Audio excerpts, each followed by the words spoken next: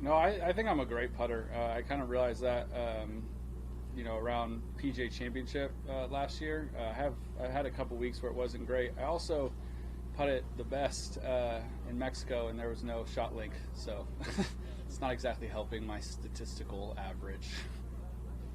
Is it? Yeah, I think we asked you about this yesterday. Being a California guy, is there also some sort of familiarity with grass and the green? Yeah, absolutely. This is exactly like where I play at home in Scottsdale. It's just like TPC, Scottsdale, Whisperock, and Silverleaf, which are the courses I play at. So it feels comfortable. It's got the same, coloring. It's got the same types of kind of subtle slopes. But yeah, being from California, we were used to putting on Poana, so whenever we came here, we figured this was about as easy as it gets because it doesn't bounce around. So definitely comfortable on the greens. And like I said, I do a pretty good job of starting the ball on line, and I've got a caddy who reads the greens great, so it's typically a pretty good recipe. You mentioned yesterday reading some positive affirmations. Can you give some examples? Yeah, no, I just tell myself positive affirmations, especially like, when I wake up, when I'm nervous, on certain tee shots, where I feel like I might be getting antsy, I just say 3 things I'm grateful for, kind of calms me down. I feel like a lot of people are going through a lot harder stuff than me standing up on 18, so I'm grateful for that. For one of them, I got my wife here, I got my dog here, and again, I'm pretty grateful for my caddy Joe as well. How many times did you do that today or this week? This week, probably 6 times a day, 7 times a day. I just do it a lot. It's a good way to just stay happy. Golf is my life, but I don't want it to consume me. I want to win. I want to be the best player in the world at some point one day. I want to be the best me I can be, and all that kind of comes with being a happy dude.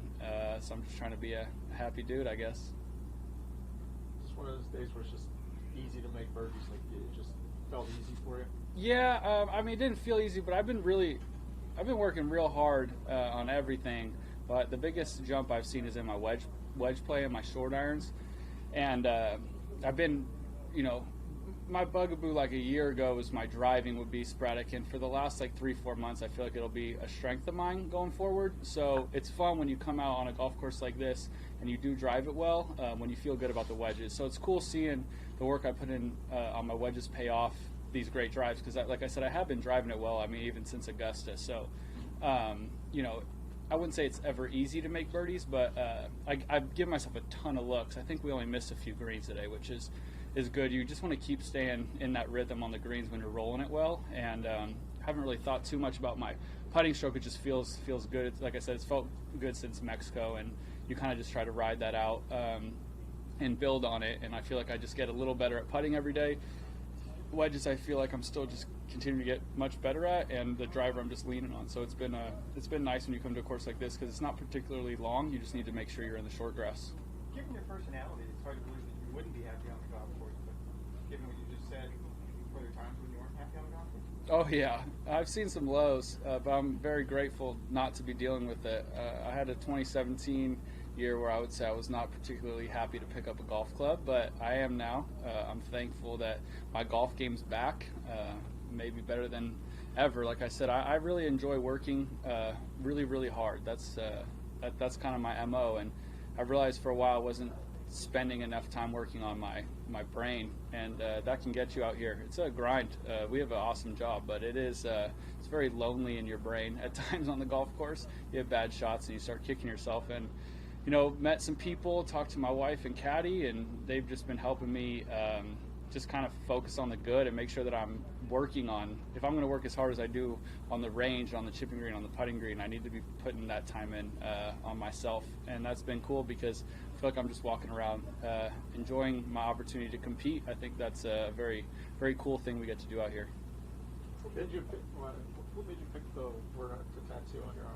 Relentless. Yeah. In college, I found it, again, like I said, I'm a pretty resilient dude. I did not know the lows I would see in golf, I guess, in a few years, but that word always just rang true in my head. I always told my college team about how you just have to be relentless, you got to be a bulldog, you just got to be tough. And I had to kind of put myself in those actual shoes where I had to be tough, and it's just always been a word that just meant a lot to me. I don't know. That's how I see a lot of life. I just feel like everybody should just be, you know, as relentless as they can in pursuit of whatever they want, whether it's just to be happy or whether it's to be the best at what you do. So I've been relentless in, you know, trying to be the best at what I can be out here on the PGA Tour, and I'm trying to shift a little bit of that focus towards being a great me. When did you get the tattoo? Right after I made $18,008, I think it was, in 2017, because I had to remind myself, and when I brush my teeth with my right hand, I see it every morning in the mirror. So, Thanks, Max. yeah, thank you guys. Yeah. Have a great day.